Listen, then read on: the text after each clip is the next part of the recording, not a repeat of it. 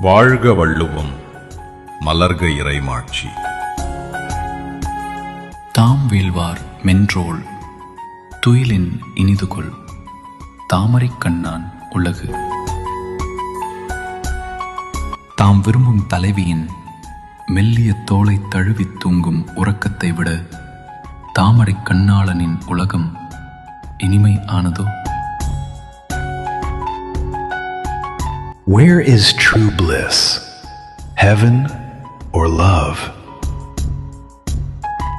Is the celestial realm of lotus-eyed Lord more delightful than the sacred bliss where mind, heart, body and soul unite in serene joy within the tender embrace of my beloved Empress? வாழ்க வள்ளுவம், வளர்க ஆன்ம ஒளி.